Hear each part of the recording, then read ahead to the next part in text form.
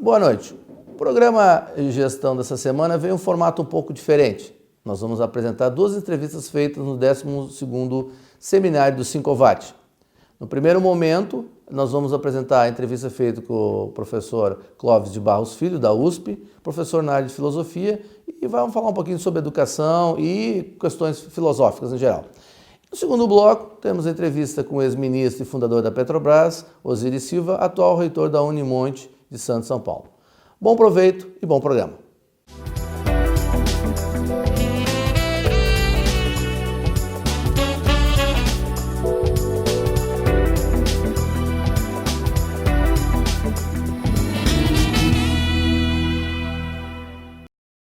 Bem, boa noite a todos. Hoje, num processo diferenciado, que o nosso programa traz, que é, dentro do 12º Seminário do Sincovat, entrevistar o professor Clóvis de Barros Filho, figura nacional, hoje de repercussão, conhecido na nossa comunidade também, e que veio brindar a gente com uma palestra falando sobre educação e como professor é da área, livre docente da USP, principalmente no tema ética, discutir a educação dentro do contexto social que nós vivemos hoje.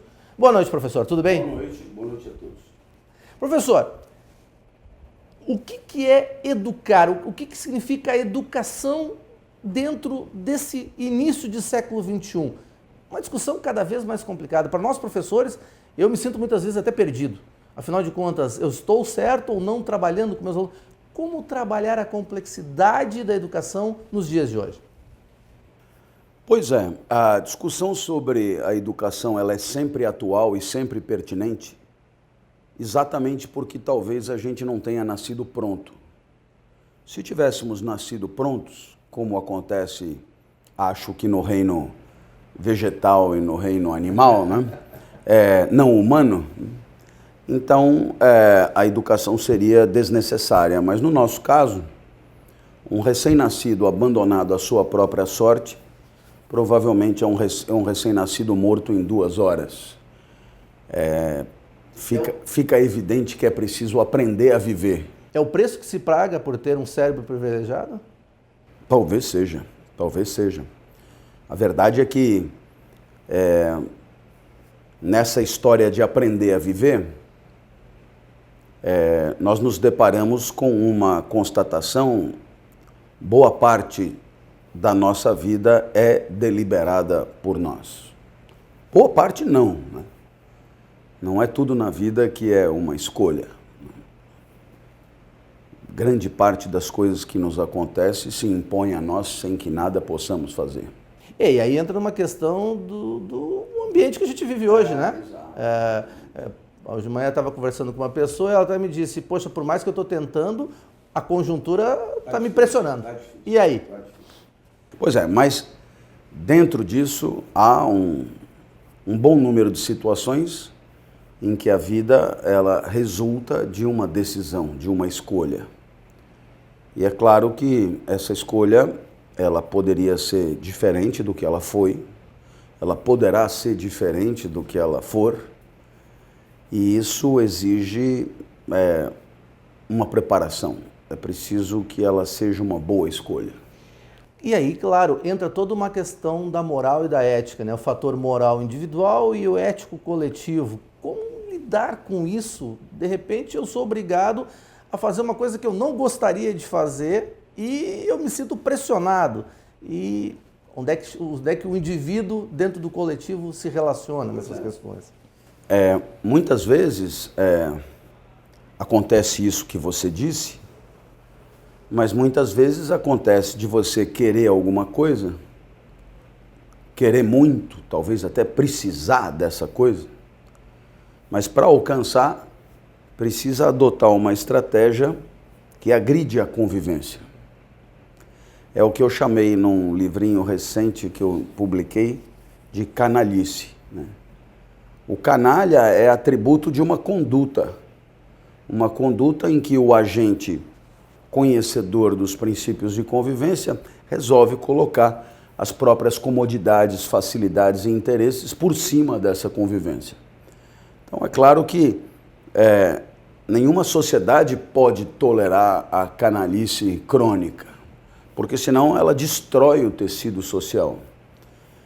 É por isso que uma sociedade eticamente bem preparada é uma sociedade competente para imobilizar toda iniciativa canalha, antes que ela produza seus efeitos danosos.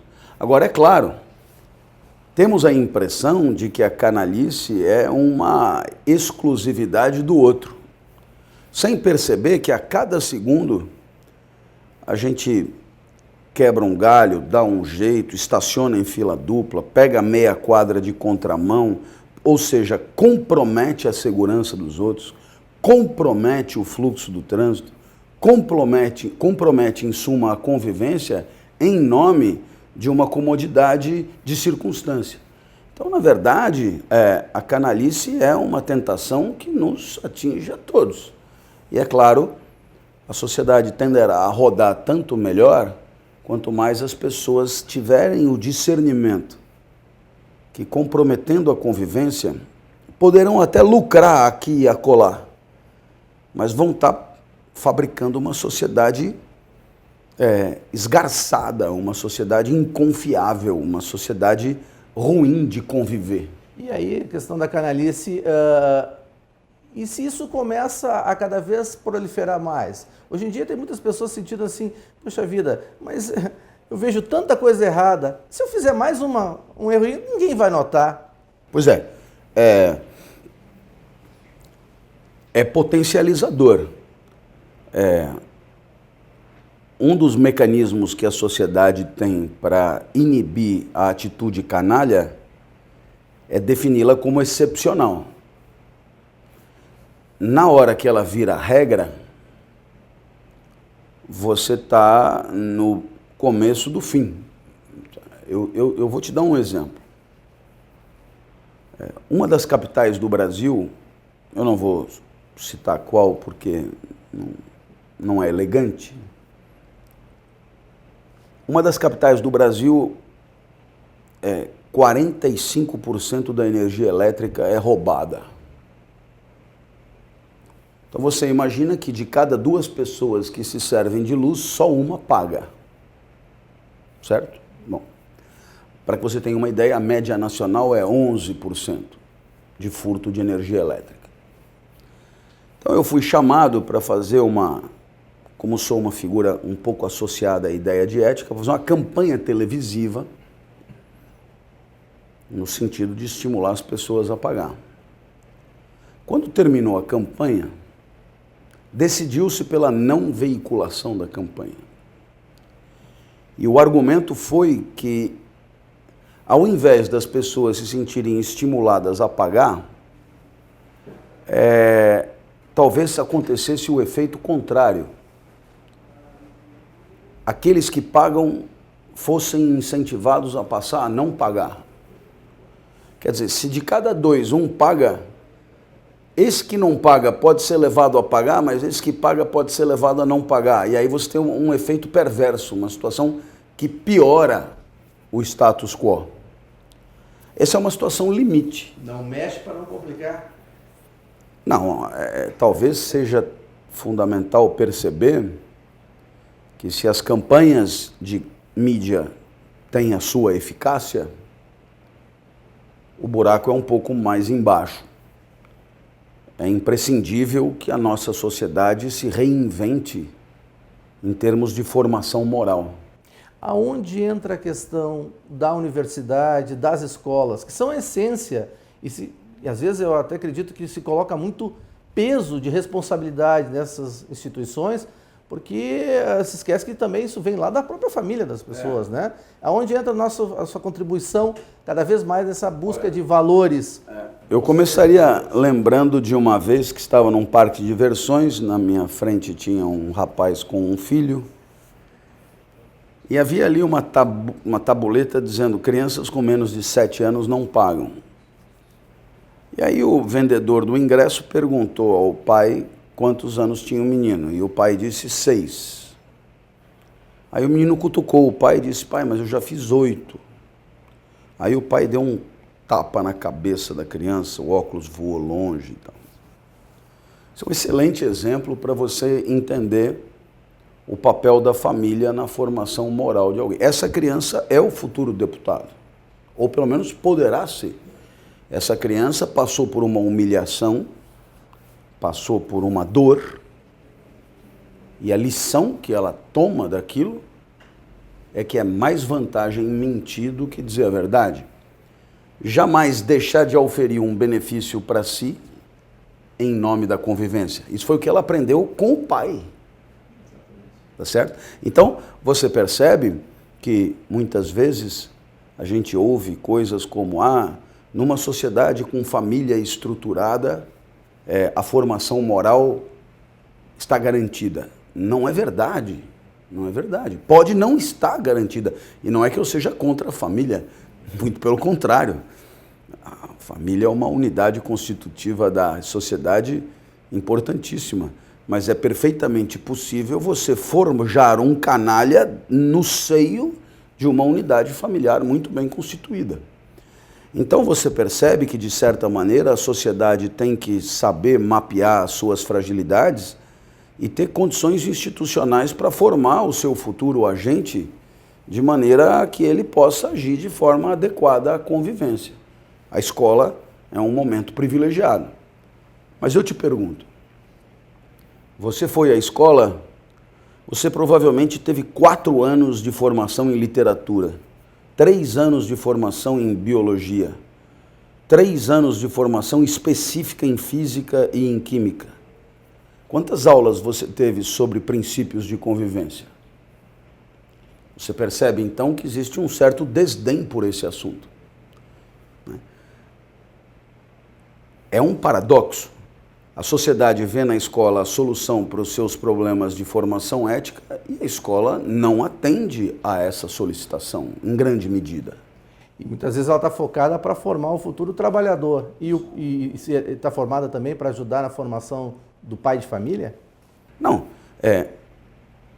Eu me atreveria a dizer que as condições pedagógicas de discussão de questões éticas tem muito pouco a ver com a formação do futuro técnico a ser aproveitado pelo mercado. E, portanto, muitas vezes você tem uma escola muito competente para formar um futuro profissional, mas incompetente para formar um cidadão.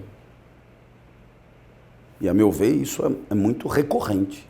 A verdade é que muito se fala sobre valores, mas eis aí um assunto que ninguém ensina. Aonde que se aprende?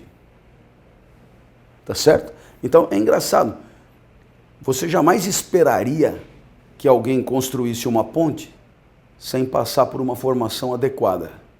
No entanto, você espera que as pessoas sejam excelentes cidadãos, sendo que elas nunca foram preparadas para isso. Provocações que o nosso professor Clóvis de Barros Filho faz, e a gente pede desculpa, mas hoje o tempo está bastante restrito e já uma contribuição maravilhosa. Professor, uma última colocaçãozinha para a gente fechar o nosso programa e agradecendo a sua boa vontade de ter participado aqui com a gente. Muito obrigado. A certeza de que a reflexão sobre os objetivos da educação, ela é profundamente arejadora de processos pedagógicos profícuos. Estudar por estudar, sem saber o que queremos com o estudo, é realmente limitante e, portanto, apequenador das potencialidades de quem aprende. Obrigado, professor. E para encerrar o nosso programa, saúde e sucesso sempre e ética antes de mais nada. Boa noite.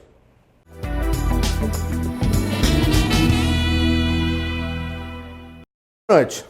Hoje, no nosso programa especial, programa Gestão, aqui direto do Teatro da Univates, recebendo uma pessoa mais que conhecida de âmbito nacional e internacional, engenheiro, coronel da Aeronáutica, presidente da Petrobras, ministro da Infraestrutura, atualmente reitor da Unimonte de Santos de São Paulo, senhor Osíris Silva. Boa noite. Boa noite. Professor, tudo bem? Tudo bem. muito obrigado por ter aceitado o nosso convite. E o nosso programa Gestão, nós conversamos, né, batemos um papo sobre o tema gestão. Mas como o nosso simpósio Sincovat desse ano, 12º simpósio do Sindicato dos Contadores do Vale do Taquari, versa sobre educação e o professor tem uma experiência também muito grande na área, né, tem um conhecimento muito grande, gostaria de iniciar falando sobre isso, a educação, a importância da educação pela sua própria experiência e a discussão que hoje cada vez mais versa no Brasil sobre os rumos que a educação brasileira tem nos próximos anos. Eu queria que o senhor começasse falando um pouco sobre a educação brasileira e a sua opinião sobre o momento atual. Bem, é com grande prazer que eu venho aqui e insistentemente coloco que a iniciativa do Sindicato dos Contabilistas de fazer esse programa mostra efetivamente uma reação positiva da sociedade, talvez com o maior problema que nós estamos enfrentando no Brasil. Nós vemos a sociedade mundial se desenvolvendo. Eu acho que todos vão concordar comigo quando eu coloco que o mundo hoje é um mundo absolutamente competente. Eu estou cercado aqui de aparelhos que estão me filmando e tudo isso, e nós não tivemos nenhuma participação na criação desses aparelhos, mas assim, não comprá-los, né? E nós vemos que o mundo caminha nessa direção de uma maneira incrivelmente insistente. Hoje nós vemos que nós temos, por exemplo, um iPhone 6 que está sendo vendido hoje, já tem gente esperando o número 7. E eu gostaria que tivesse gente pensando como é que eu vou derrubar o 7 e fazer um produto aqui no Brasil que possa superar essa condição. Mas, fundamentalmente, eu vejo que o mundo está crescendo numa direção na qual nós não estamos. E isso significa um horizonte, eu diria, preocupante, mas muito preocupante mesmo, de pobreza no futuro para o nosso país. E eu não gosto de ver isso. O Brasil sempre teve um mote, né? O país do futuro, o país da produção agrícola, mas nós temos produtos de vanguarda. A própria Embraer é uma empresa de renome mundial e o professor participou de todo esse processo. A própria Petrobras, junto com a Universidade Federal do Rio de Janeiro, tive a oportunidade de conhecer, desenvolve extração a águas profundas, que é uma tecnologia brasileira. Quer dizer, tecnologia e conhecimento não faltam no nosso país. O que faltaria para nós estarmos também disputando esse mercado, no caso, o mercado da informação, de tecnologias da informação? Eu acho que nós precisamos generalizar a nossa educação, de modo que nós tenhamos cada vez brasileiros mais competentes. Hoje eu não vejo a média dos brasileiros poderem discutir com o sul-coreano e ganhar discussão. Quer dizer, nós precisamos que isso ocorra. Agora, para que isso possa ocorrer, nós temos, na realidade, não é somente a educação, mas a educação também influencia no outro lado. Nós não temos uma disposição de usar nossos capitais para pesquisa, desenvolvimento e tecnologia. Isso não acontece no Brasil. Eu sou pós-graduado na universidade lá da Califórnia, da Caltech, é uma das melhores escolas de aeronáutica do mundo, e eu me preocupei muito enquanto eu fiz o curso de entender como que os californianos conseguem estar presentes em todas essas inovações que nós temos. É um filme da televisão que nós vemos, vem da Califórnia, são produtos de uma geral de comunicação, vem da Califórnia. Nós vemos o papel do Vale do Silício, lá perto de São Francisco, a produzir maravilhas. Eles inventaram o laser, inventaram uma série de coisas dessa natureza, e tudo concentrado ali nos Estados Unidos, quando nós vemos que eles criaram lá capital de risco, e 45% do capital de risco americano, em média, é gasto na Califórnia. Então eu procurei entender o californiano. E quem é o californiano? Ele é um sujeito inquieto. Ele olha qualquer coisa, eu posso fazer melhor. E realmente se interessa por qualquer coisa e fazer melhor. No exemplo que eu dei hoje na palestra, os meus colegas lá na minha cidade natal, em Bauru, pensavam no avião como pilotar o avião. eu fugi da regra e falei, bom, mas para você pilotar avião ele tem que ser fabricado. Então alguém tem que fabricar avião. Então pensei em fabricação de avião. Então coisas dessa natureza, isso está impregnado nos países que estão se desenvolvendo. E o que nós vemos é que esse desenvolvimento nessa direção produz o que nós queremos, meu Deus do céu. Riqueza, qualidade de vida, felicidade maior para cada família, que é o que nós queremos.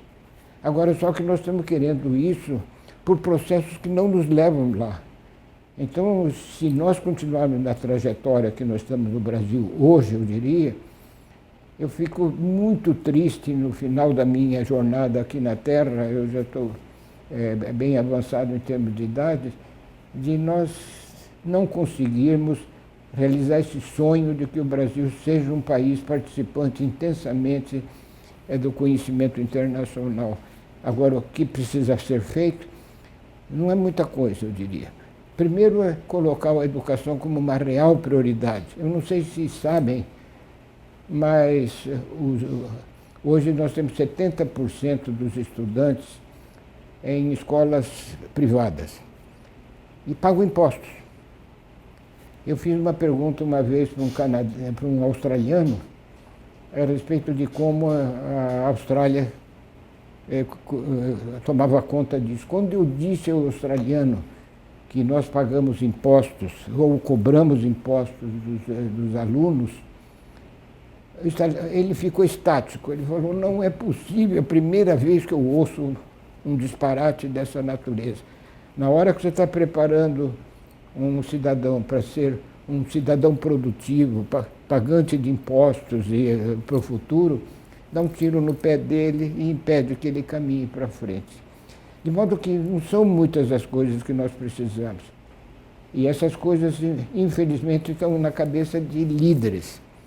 E o brasileiro concentrou que os líderes nossos são os políticos. E os nossos políticos, eles que me desculpem, mas não estão nem aí. Eles não estão preocupados com isso, eles estão preocupados com o mandato dele e com a próxima eleição. Estou dizendo isso de público, certo de que eles vão ficar extremamente irritados. Mas eu acho que irritados devíamos estar nós, não eles, que são mandatários dos nossos votos. Quer dizer que eles prometem o diabo para ser eleito, quando são eleitos, não querem ver o diabo pela frente de jeito nenhum. De modo que eu diria o seguinte, que nós temos que aumentar nossa confiança como cidadãos e participar do desenvolvimento do país. Eu venho de uma geração mais antiga, onde eu sentia muito, no meu tempo escolar, um certo patriotismo. Isso se desvaneceu. E olha, sem patriotismo, sem amor à terra onde nasceu, sem amor à família, sem olhar o mundo sob essa ótica de crescimento cultural e de desenvolvimento no mundo, repito, mundo competente, eu acho que, infelizmente, eu vou voltar para de onde eu nasci, né? E vou razoavelmente triste, porque eu queria ver o nosso país bem diferente quando eu tinha a idade do jovem hoje, que está para tomar sua decisão, qual o caminho a seguir. Isso sempre é uma provocação, porque, como o professor coloca, nós também estamos assumindo esse papel e os nossos filhos vão herdar toda essa situação. Mas esperança, dizem que é a última que morre, mas também eu acho que, antes de mais nada, a vontade de querer mudar é de todos nós. Estamos vivendo um momento muito importante no Brasil hoje, que é uma situação social bastante complexa, mas também é um momento para se buscar novas oportunidades, né? É aquela velha história, das dificuldades surgem as oportunidades, que pode ser uma opção também, né? Sem dúvida, né? Sem dúvida, eu concordo integralmente, porque é justamente nas crises que surgem as oportunidades. Agora, o que eu lamento é que nós não estamos conseguindo identificar os líderes que tomem essa iniciativa. Hoje, certamente, acho que todos vão concordar, nós estamos precisando de uma intervenção. Mas eu não espero uma intervenção totalitária. Eu gostaria que fosse uma intervenção dentro do regime da democracia, que eu sempre lutei pela democracia e quero que ela seja preservada a qualquer custo. Porque sem um regime de liberdade não existe inovação. De modo que, se a gente desejar que o país cresça, nós precisamos de um regime de liberdade. Portanto, a democracia é qualquer coisa que não está em discussão. Eu vejo muitos movimentos aí, placas nas ruas, eu sei dizendo que está lutando pela democracia. E às vezes eu fico pensando, acho que a democracia é dele, talvez não a minha. Porque a democracia também exige sacrifício, né? Sem dúvida nenhuma. Mas vale a pena. Sem sombra de dúvida. Agradecer ao professor Osiris Silva, né, ministro, coronel, engenheiro, uma pessoa importantíssima na história desse país. Uma última palavra para nós fazermos o nosso fechamento do nosso programa. Bem, eu diria que cada um de nós, cada uma das pessoas que estão nos ouvindo, pense claramente que a sua responsabilidade de cidadão é muito importante. Exerça. E seja um cidadão de primeira classe, quer dizer, pensando efetivamente como pensaria o cidadão no melhor país do mundo. E pensando sempre que nós não podemos ser pequenos num país tão continental como o nosso, um país grande, né? Nós não temos direito de pensar pequeno.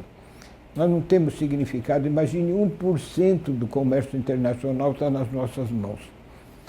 1% apenas, num país que tem, em área, é o terceiro maior país, geograficamente falando, do mundo. Quer dizer, ora, e esse país não é um deserto, né?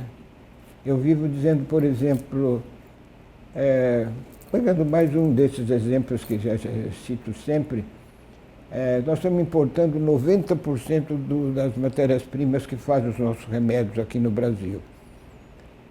E temos a biodiversidade maior do mundo, da Amazônia, né? Dizem, eu não sei se eu não consegui confirmação disso, que quando Pedro Álvares Cabral descobriu o Brasil, os índios usavam 55 ervas medicinais. A nossa civilização, ou pretensa civilização, agregou mais 4. E o resto nós estamos importando tudo. Nós vemos descobertas extraordinárias no mundo. Todos os dias vem notícias do mundo dizendo que descobriram coisas impossíveis. Inclusive agora no campo da nanotecnologia, que é a tecnologia das coisas pequenas, tem um mundo extraordinariamente novo. Não há contribuições brasileiras nessa área, e como não tem nas outras áreas que nós já estamos desfrutando, como os equipamentos que estamos gravando e transmitindo agora, né? De modo que eu diria, meus amigos, vamos pensar grande. Nós somos cidadãos de um grande país, nossos filhos vão viver nesse país, nós queremos que eles vivam num país melhor. Dê a sua contribuição agora, porque ela é absolutamente necessária. O Brasil precisa dela, independente do que os políticos digam de uma coisa ou de outra. Obrigado, professor. Sempre uma aula, né? O que a gente pode dizer? Saúde e sucesso para todos nós sempre. E vamos à luta para conseguir tudo isso. Obrigado. Boa noite. Obrigado.